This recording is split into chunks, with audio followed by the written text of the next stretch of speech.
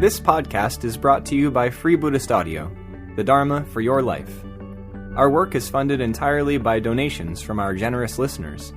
If you would like to help us keep this free, make a contribution at freebuddhistaudio.com/donate. Thank you, and happy listening. Thanks very much, Karen Vafi, and thanks everyone for people who invited me here, and then, just to be here.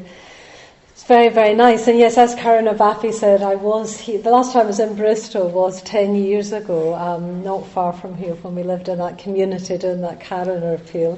And at that time, it's so busy doing one of those appeals, I just had time to pop briefly into the centre. So it's nice to come here more substantially. So I'm going to be talking to you tonight within the theme that you've been exploring, within this theme of integration. So yes, I'll just give some thoughts about that theme. I know it sounds like you've been exploring it quite thoroughly already.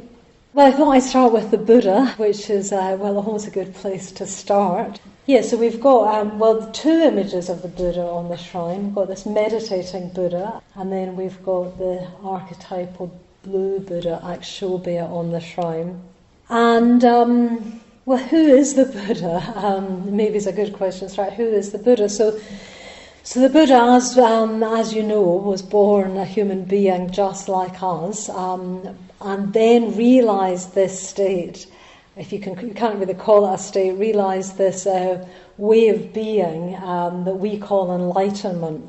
So what the Buddha realised in becoming enlightened is, a whole new consciousness dawned. Something happened in a human being that had never ever happened before in a human being. Not just that it never ever happened before, but that nobody could have even imagined happening. It was a state of being that nobody had yet even imagined. Then that manifested in the Buddha. So a completely new way of being human. So the Buddha was a human being and then discovered this completely new way of being. That went completely beyond the physical senses, completely beyond the rational mind. A way of being that didn't have any self-reference in it at all.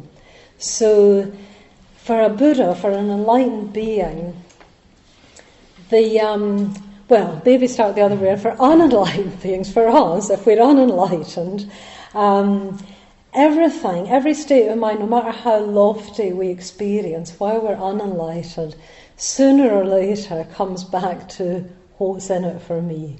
That's the sort of sad but true fact. It always comes back to what's in it for me, in some form or another. It might be the sort of other version of this might be like, why is this happening to me? If it's something unpleasant, we might think, why is this happening to me? What's in it for me? Why is this happening to me? What do people think about me?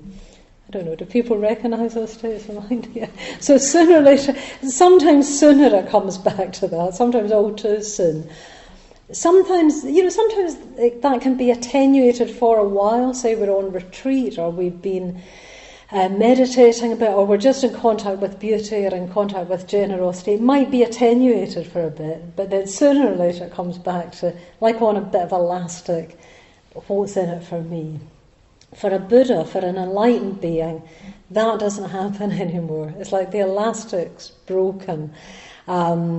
There's no self-reference at all, and it's like that. That's not relevant anymore. It's not even that the Buddha's thinking the opposite of what's in it for me.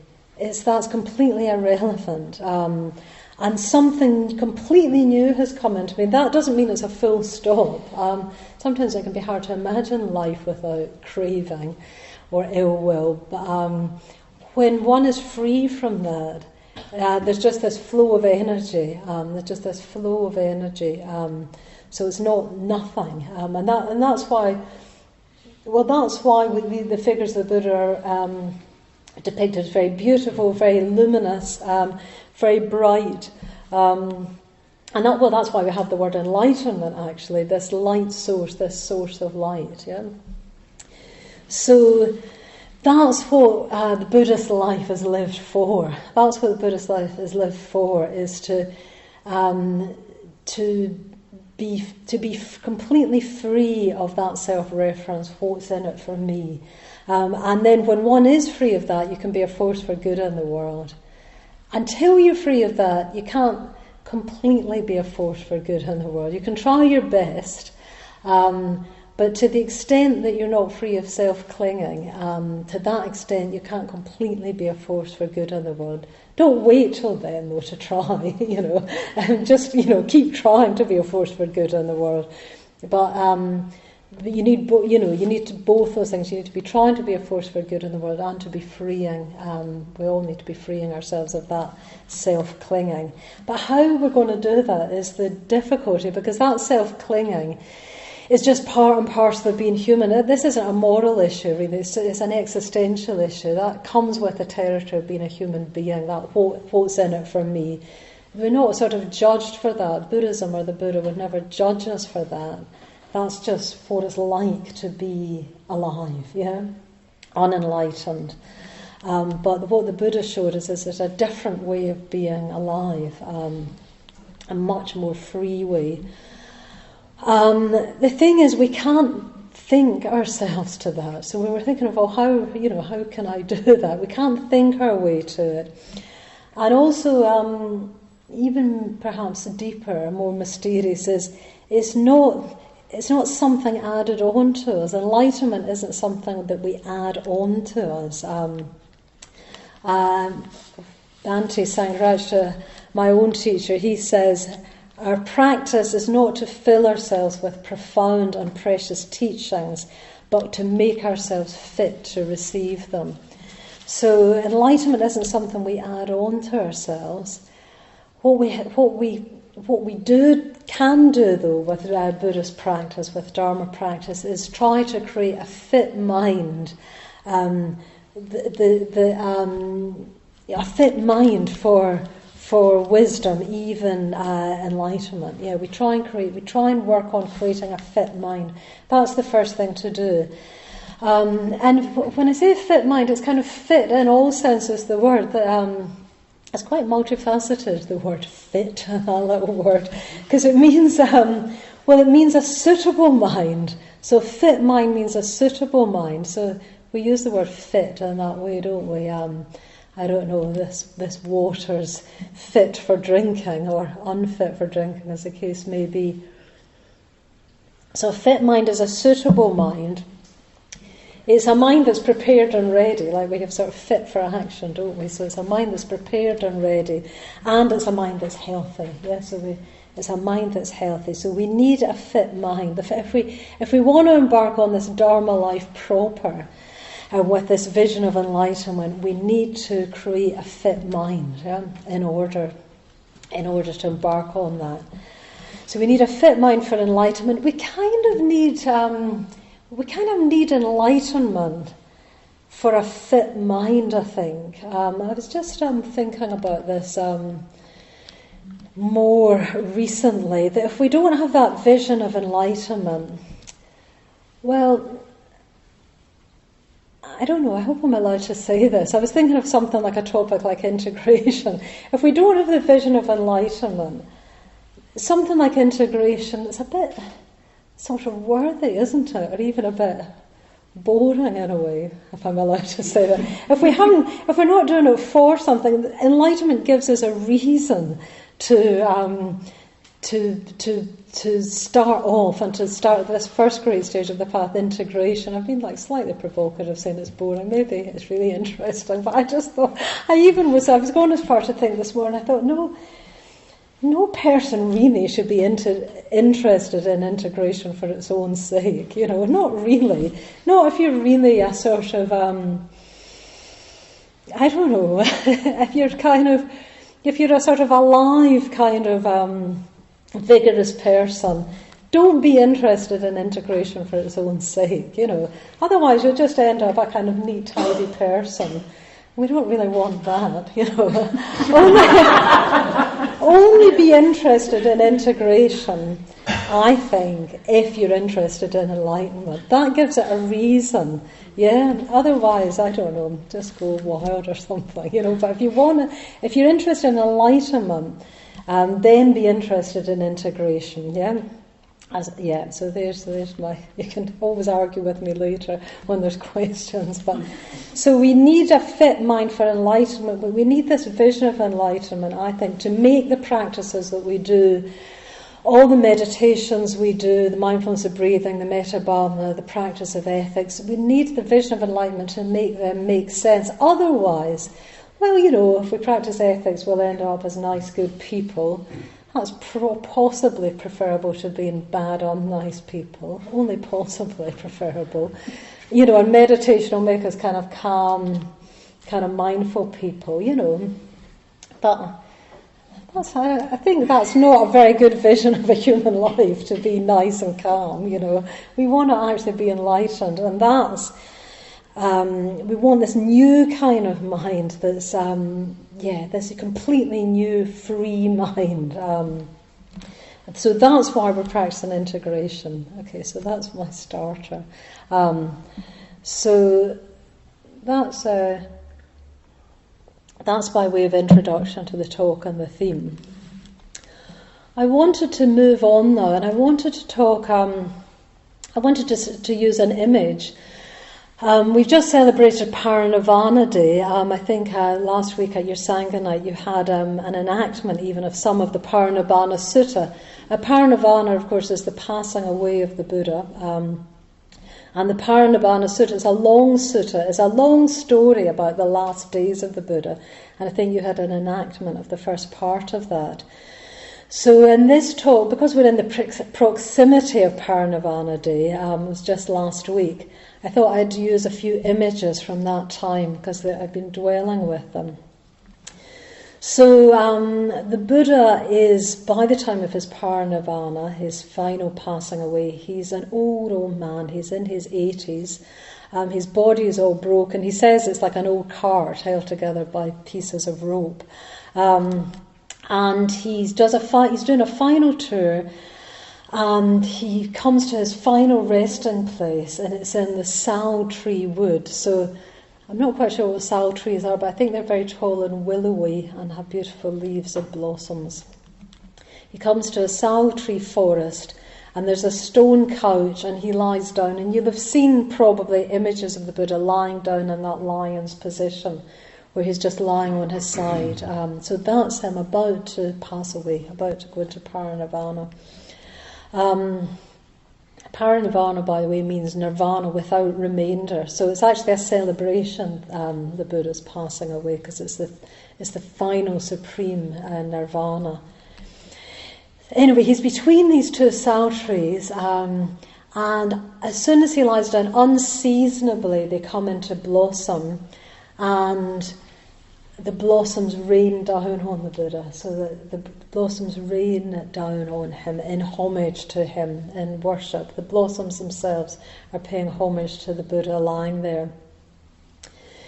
So there's an echo in that image with another image of flowers raining down on the Buddha, which some of you will know very well. The Buddha, on the night of his enlightenment, just sat down to meditate, and we're told that he was attacked by Mara. And Mara is a personification of, well, sometimes he's called the Lord of Death, but it's a personification of all the forces that hold us back. Mara's it's like Mara's the voice that when you've decided you're going to get up early every single morning and meditate, and Mara's the voice that's just like, bed's so nice, So Mara's the voice that holds you back whenever you're trying to make progress. So Mara comes to visit the Buddha on the brink of his enlightenment, and one of the things Mara does, he does all sorts of things, but he attacks the Buddha with weapons. So he throws like arrows and boulders and all sorts. And it's really, really beautiful actually, because we're told that as all those weapons touch the aura of the Buddha, they're transformed into flowers, and those flowers just rain down on the Buddha. Yeah, so all the arrows are turned into flowers and they rain down on the Buddha. Now, I think this is a symbol of integration at the highest level, because you can see those arrows are all the forces of anger and ill will that are still to be integrated in the Buddha's psyche. They're left over. They're not yet converted to the Dharma. Yeah. That's what they represent. But as they come in contact with the Buddha's order, they are converted, they're transformed, they become flowers and they rain down on the Buddha. So all the forces are unified, yeah? That's what integration means. It means everything in our being is unified. So as the flowers rain down, they just fall on the Buddha, and quite soon after that same night, he becomes enlightened. So I thought there's an echo in those two images of the flowers raining down, and I'll come back to the first image later. The first image I said, which is the second thing that happened. Sorry, that's a bit confusing. So so there's the arrows at the Parinirvana, and then there's the flowers at the Parinirvana, and the arrows turning to flowers at the actual enlightenment, which is a symbol of integration, and the transformation shows that all these forces are now unified. When the arrows are turned into flowers, everything now is going towards enlightenment. There's nothing left over. There's no forces that are doing something else, yeah? Usually in our lives, if you're anything like me, there are many competing forces going on. We want to get up and meditate, but then we stay in bed, all sorts of different things. We want to be skillful, but then other things kind of tempt us away from that. And I've got a very strong image of that that stays in my mind, something that happened a long time ago when I was looking after my little nephew for a while. He was about 3. His mum was really sick at the time, and I was looking after him. I'm not very used to children, or I wasn't at the time, so I was trying my best, but I didn't really quite know how to look after him, and he was really traumatised because his mum was seriously ill. Anyway, I took him swimming one day, which was probably a major mistake, really. So I took him swimming to the swimming pool.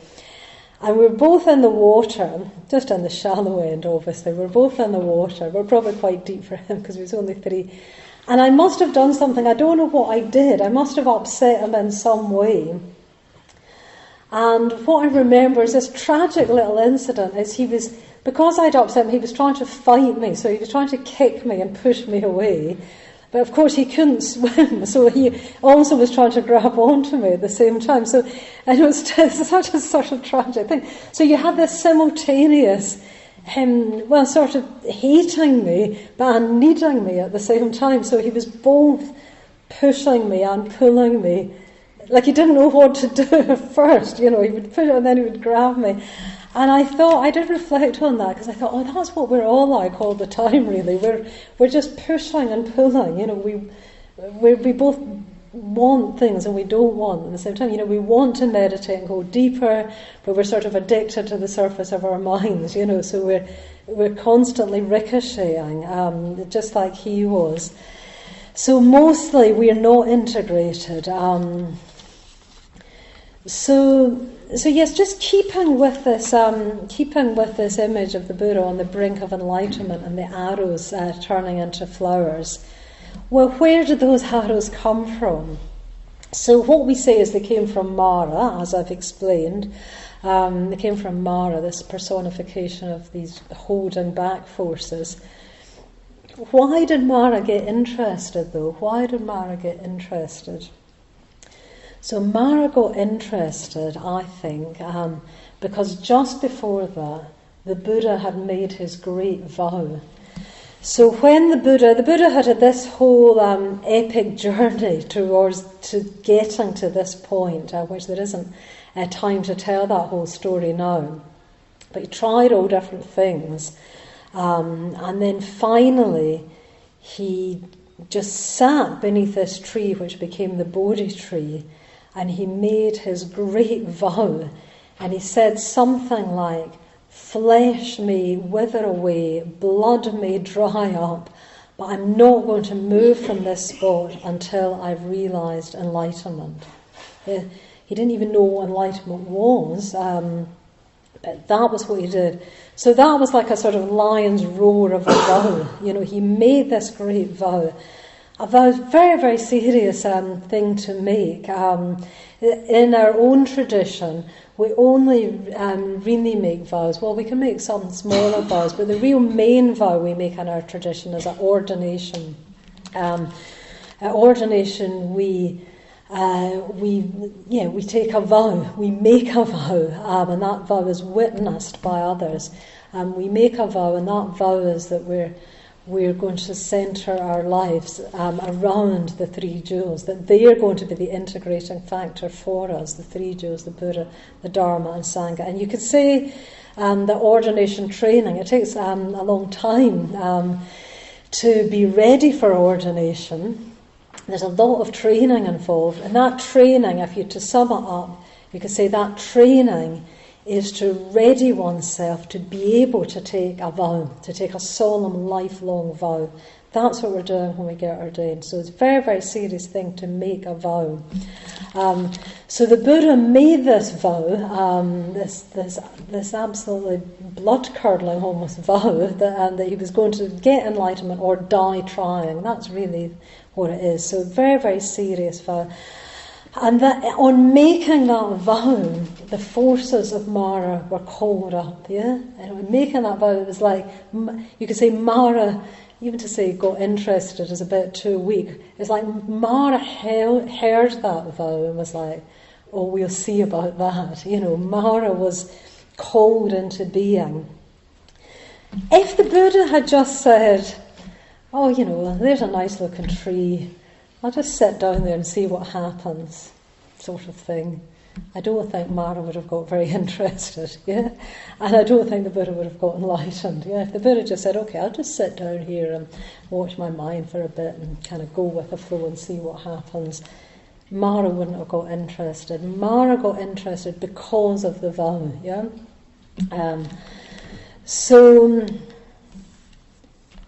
Well, that's what I think, anyway. Again, you can argue with me if I leave enough time for argument. But Mara got interested because of the vow. And I think for us, how this is relevant to us is that this is certainly what I found, to try and be a whole person rather than a fragmented person, rather than being like little Jack in the swimming pool, pushing and pulling and having all these conflicting forces. To be a whole person in all one's heights and depths as well as breadth, then I think, or certainly what I've had to do, is I've had to make commitments and take responsibility. That's what I've had to do to become a more whole person. I'm far from whole. So that's what I think, certainly I've had to do. And I think this may hold true for all of us. But then that immediately raises a question, if we're saying we have to make commitments, or if I'm saying I have to make a commitment, I have to make commitments and take responsibility, what am I committing to and what am I taking responsibility for is the next question. So I think that when we commit to something, we have to commit to something that can bear the weight of our commitment, yeah? We have to commit to something, in other words, we have to commit to something that's much bigger than us, yeah? We have to commit to something that's much bigger than us, and actually much bigger than anything. I've written down here that we have to commit ourselves to a transcendental ideal. That sounds very grandiose, but I think I'll stick with it, because I think we have to, if we're going to commit ourselves to something, fully commit, it has to be something that goes beyond this mundane world. Because if we commit ourselves to anything in samsara, in the mundane world, in this world of appearances, sooner or later our commitment will bump against it. There'll be a ceiling to it. If it's in the mundane world, it will be subject to impermanence. It'll be subject to impermanence, so it won't hold our commitment. We'll bump up against it. Yeah? We have to commit to something, to a value that's beyond the mundane. So it has to be transcendental in that sense. It has to transcend mundane values for us really to commit.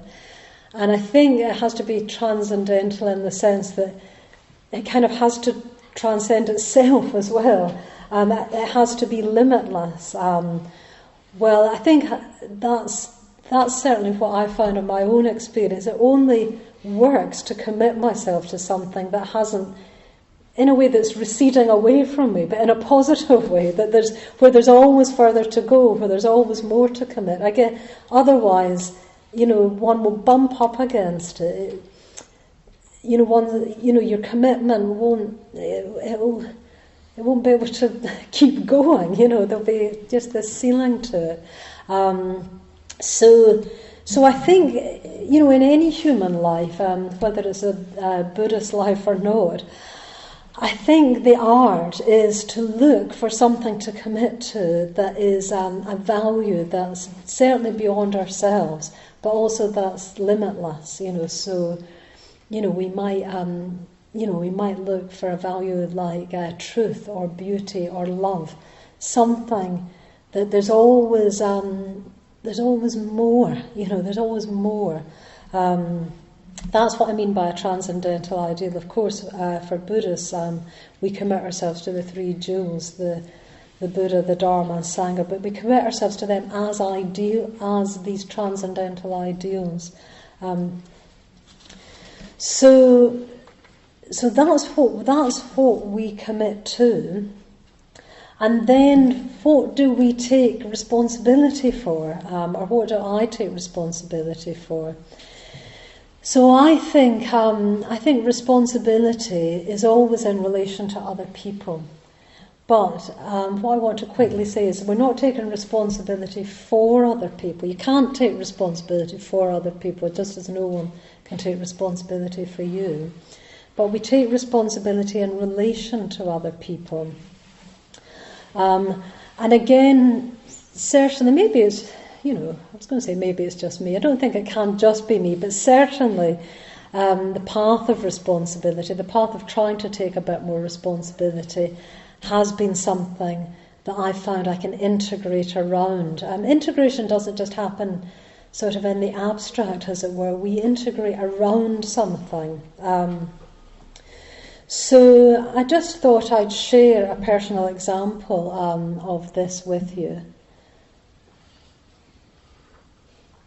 where I've tried to take responsibility and where that's been an integrating factor. So my strongest example of this in my life so far has been when I became a private preceptor for the first time. So I'll explain what that term means. So as you know, in our Triratna movement, we have ordinations, so people, and we have examples of that here, where we have order members and people going off to become ordained. And then you're ordained in relation to spiritual friends in general, and also in particular to people who are your preceptors, to people who give you the precepts, give you the refuges and precepts that, as we chanted earlier, but they're given ritually and they're given as vows, as I was saying earlier. So in our order, the way it works is after you've been ordained for a while, 10 years or so, if someone asks you to be that witness, to be their private preceptor, you can say yes, and you can respond to that. So a number of years ago, I was asked for the first time, would I be someone's private preceptor? And I experienced such a sort of mixture. It's a very, very joyful, lovely thing to be asked. Usually someone you have a connection with, a dharmic connection with. You're very pleased for them that they're taking this step of moving towards ordination. So it's a joyful thing. It's a sort of rejoicing in the connection you have. But also, goodness me, it's a challenging thing. It's a very, very challenging thing. Because if you're going to witness someone else's ordination, someone else's commitment, someone else's making these vows, then you're immediately thrown back on yourself and your own practice. So as soon as I was asked, my life was suddenly in sort of sharp relief.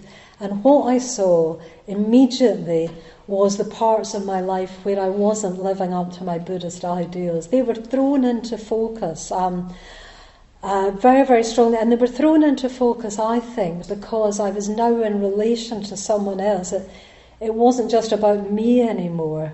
It was directly in relation to someone else. Now, of course, it's never all about me. It's an illusion to think anything is ever all about me, because we're interconnected with everyone. But the illusion that it was all about me, suddenly I couldn't hold anymore. I completely saw that there were things I was going to have to get sorted out, because that was going to really matter, not just for me, but for this person who'd asked me to be their preceptor. Oh yes, because the bit I've missed out, it isn't just an internal feeling of, am I good enough to be this person's preceptor? The whole order gets to comment.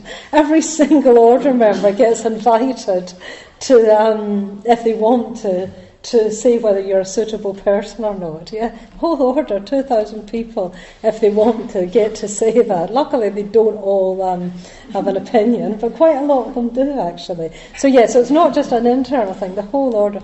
But even as an internal thing, in particular, there was one relationship of mine, one friendship, which wasn't really up to scratch. We'd had a big falling out. You might know this kind of thing, or maybe you don't fall out with people, but I do from time to time. We'd had a big falling out. We'd made it up, kind of. We'd made it up, kind of. It was all right, it was all right. No, we weren't kind of, hostile to each other. We were getting on all right. So in a way, that's always a bit dangerous, isn't it? Because you can then settle, it's that the good is the enemy of the best sort of territory. It was all right. It was good enough, I thought. But as soon as I was asked to be someone's private preceptor, immediately I thought, Subbhadramati, this isn't good enough. This isn't good enough, And I sorted that friendship, that relationship. And of course was really glad I did, because then that becomes its own reward. So they had immediate sort of, I'm calling it sort of horizontal integrating effect, that this conflict, anytime one's in conflict, that's disintegrating.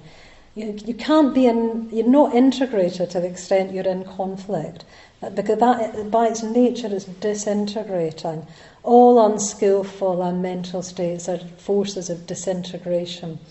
So that disintegrating factor in my life was resolved, and that's what I mean by this horizontal integration that happened. Yeah. Then, so that was sorted. So that was all good. And then, of course, they came to the ordination ceremony, which. Most of our ordinations happen on long ordination retreats in Spain, I've been lucky enough to be on a few of these long ordination retreats. I had already been on one, helping, doing the cooking and so on. Satyalila was there as well. And I remember watching the ordination ceremonies which took place on that long retreat and being absolutely the most inspired I'd ever been. I mean, I just remember tears of inspiration pouring down my face. And I wasn't a preceptor at that time, so I was watching the women conducting the ordinations, just full of heartfelt admiration for them. I remember looking at them and thinking they're all so different. And each of these different women believes this is the best thing to do with their lives, so it must be true. Yeah, it must be true. Because these women, all of whom I looked up to, all of whom were very different, where I could see were totally committed to ordaining other women. So I took great inspiration from that. So I was really, I was very, very, very inspired. So that had been the previous year. So then the next year, I wasn't just going to be an observer, as it were. I was going to be taking part in this ritual directly because I was going to be one of these preceptors. So, of course, I thought, oh, well, this is going to be like double the inspiration now because I'm actually in it. What happened was very different, because what happened was that this immense doubt arose in me, this most immense doubt. We were on the Spanish mountain. On the ordination retreats, we either wear robes or dress in blue clothes, and there we were, and I was just thinking, what are we doing? What are we doing? We're on the Spanish mountain, all dressed in blue. We've been up here for 3 months. We're remote from anyone. What good is this going to do anyone in the world? So it was very, very, very strong doubt. Now, if you had asked me 5 minutes before, have you got any doubt in what you're doing, I would have said, definitely not. I would have sworn on my life that I did not have any doubt. So I was aware enough to see, even within the doubt, I thought, oh, I know why this is. It's because I'm not just observing this ceremony. I'm not just a kind of inspired onlooker. I'm in it, and that. So that's like that called up Mara, if you like. That called up Mara in the form of doubt, it took me some time to resolve that doubt, but I did resolve it. It took me till I came back to London, and then I actually just spontaneously resolved in the middle of a puja one day. But although it was very, very, it was quite a difficult sort of thing. There I am, supposed to be like doing this whole big ceremony, and I'm the preceptor and everything. There I am, secretly having all this doubt, So it was uncomfortable, even painful at the time. But you see how it was integrating, because then something I didn't even know was there got called up. I feel that was a more vertical integration, because something got called up from my depths. I had to look higher. I had to really look to the Buddha for how am I going to resolve this. I knew I had to resolve it. I had the incentive to resolve it. And that's the other thing, because when you are someone's preceptor, there's, you're doubly, tenfoldly committed to the whole thing. So I was able to resolve it, but what I saw was it was only by taking the step of taking some more responsibility that called that up and then made it be able to be somehow integrated. So hopefully out of that, I think I must have become a slightly bigger person, slightly more whole person out of that experience. Without taking that responsibility, I don't believe that would have happened. So taking the responsibility in relation to another person brought in the sort of bits around the edges that weren't integrated on this horizontal level, and sort of drew up and drew down, as it were, on the vertical axis, drew up the work yet to be done in me, the unconscious, unintegrated parts. I had to look up, I had to look to something beyond me in order to resolve that. I had to look to the Buddha, as it were, to resolve that. That was quite a big example in my life. There's lots of smaller examples where just taking responsibility, I find, makes me a more whole person. Even little things like the London Buddhist Centre, where I come from, I teach a couple of the classes every single week. I mean, loads of times, I must confess, I hope this isn't a shocking bit of information, I don't feel like going. Before, I think, it'd be so nice to have a night off. But, you can't really have a night off if you're the teacher, so you go. And then I'm always glad I went, but if I hadn't made the commitment to go, maybe I'd have just gone down the least common denominator, not gone, and, not learned and not become more integrated. So I think, for me, certainly, almost putting myself in situations that in a certain sense I can't get out of is good. Obviously I'm doing that consciously. Obviously I could get out of them if I really wanted to, but it sort of draws something up, and in that way, I think it's integrating. So that's the path of responsibility. So let's go back. Let's go back to that image again. So I started talking about this image of the Buddha on the brink of enlightenment and the arrows becoming flowers as a symbol of integration. And then you've got this other lovely image of this between the twin sal trees. There's only flowers. There's no arrows anymore, and I think that can only be because there's nothing left over. By the time of his parinirvana, there's nothing to be transformed anymore. There's only flowers. Yeah, there's nothing that needs transforming. So the arrows to flowers is like integration in action. When there's only flowers at the end of the Buddha's life, it's like integration fulfilled, yeah? And there's only flowers, there's no arrows anymore. So I think what that shows is that, again, a bit more poetic way of saying what I was saying at the beginning of the talk, that integration is the start of the journey. Yeah, we need integration, we need to become more integrated to create this fit mind as the start of our Dharma journey. But also, with these just flowers raining down, you've got integration at the end of the journey. At the end of the journey. And what does it look like? I just thought, well, what does it look like? What does integration fulfilled look like? And I thought we could look to the example of the Buddha at the end of his life to see what integration fulfilled looks like. So we don't know what happens after the parinirvana. What happens to the Buddha after the Buddha dies is one of the unanswerable questions. And it's where the Buddha, it's like a deliberately unanswered question. It's not just, the Buddha was asked that before he died, what happens to the Buddha when he dies, and he didn't answer, not because he didn't know, but because it's the wrong question. Anyway, that's the subject of a whole other talk, what happens to the Buddha after he dies.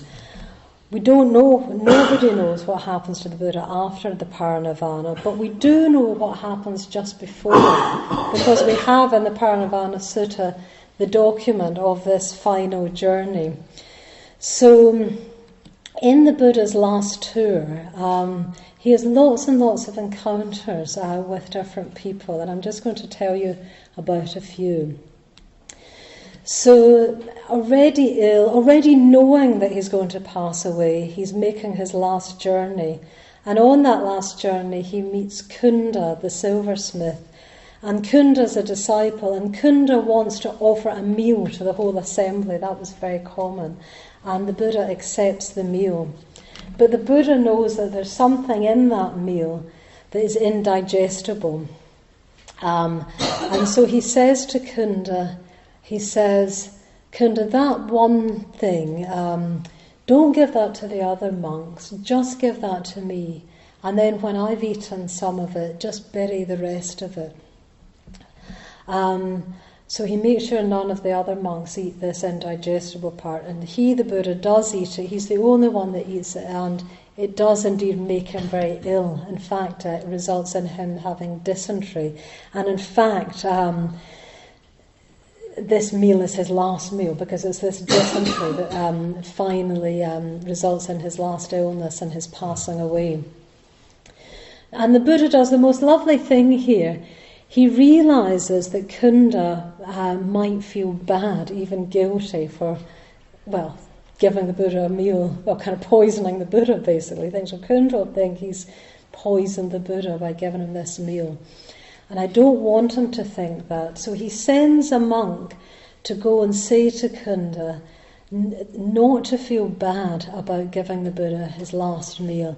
In fact, that it's a great honour, and like it's got, uncountable amounts of merit to give the Buddha his last meal.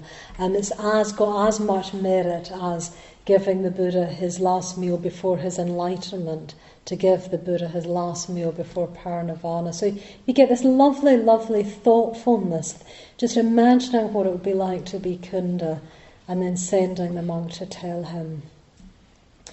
And then you see this thoughtfulness again a little bit later on. And the Buddha's attendant, a cousin Ananda, who's been with him for many, many years, suddenly the Buddha realizes he's not there.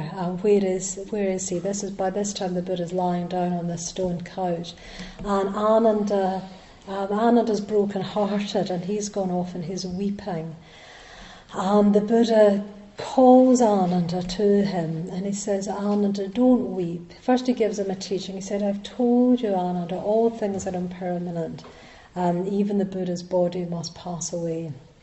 And then he encourages Ananda, because Ananda's saying, I'm not even enlightened yet, and the Master, who's so kind, is going to pass away. And the Buddha says, first of all, he says, don't weep. And then he says, Ananda, you've been practicing really well. You've been attending to me all these years. You can gain enlightenment. Just keep trying and you will gain enlightenment before too long.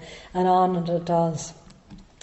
And then finally, he doesn't leave it at that. Then he rejoices in Ananda in front of the whole assembly. He just says, Ananda brings joy to everyone. His appearance is a joy and his teachings are a joy. So he rejoices in front of the whole assembly. So again, you get the Buddha's care. The Buddha's literally lying on his own deathbed, but just caring for Ananda. And then just after that, a wanderer who's not a disciple of the Buddha comes by but wants the Buddha to teach. And he comes to Ananda, the attendant. He said, can I have a teaching from the Buddha? And Ananda said, oh, look, it's a bit late, the Buddha's like about to pass away.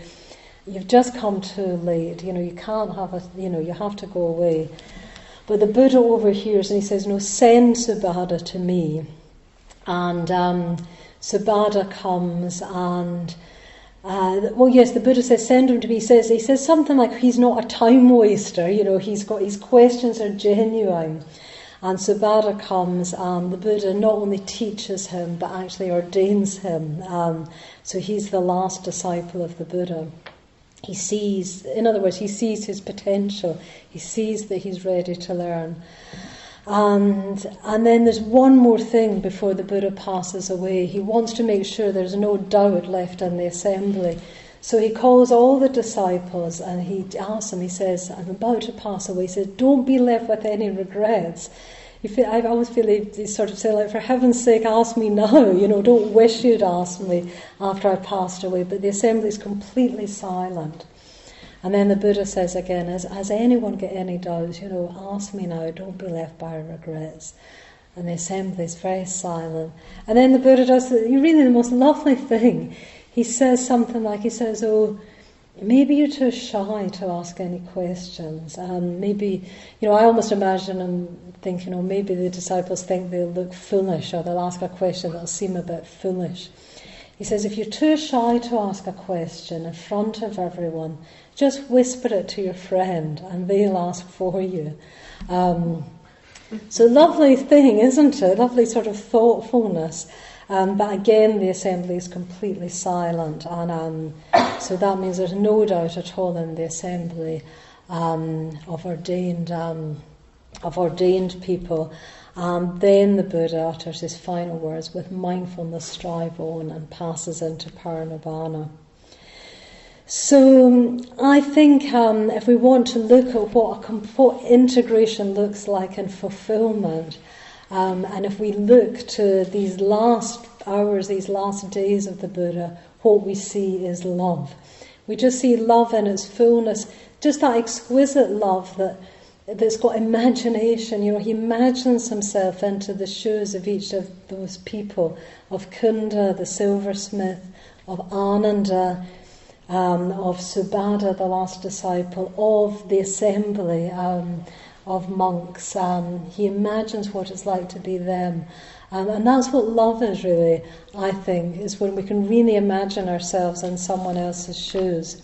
So that's what, that's what a fully integrated mind is like. It's a mind of love. And I just want to finish. I've gone completely over time and there's no time for questions, I don't think, but sorry about that. But I just want to finish with the image again of the blossoms of the salve trees falling in adoration, falling in worship of the Buddha. Because what the Buddha said, he said, these petals are falling to worship the Buddha. He says, but the real way to worship the Buddha is to practice the Dharma. That's the real way to worship the Buddha, is to carry on practicing. So I think the real way for us to practice integration, to practice towards enlightenment, is to find a transcendental ideal and to live by it. So I'll leave you with that. So thank you. We hope you enjoyed this week's podcast. Please help us keep this free. Make a contribution at freebuddhistaudio.com/donate. And thank you.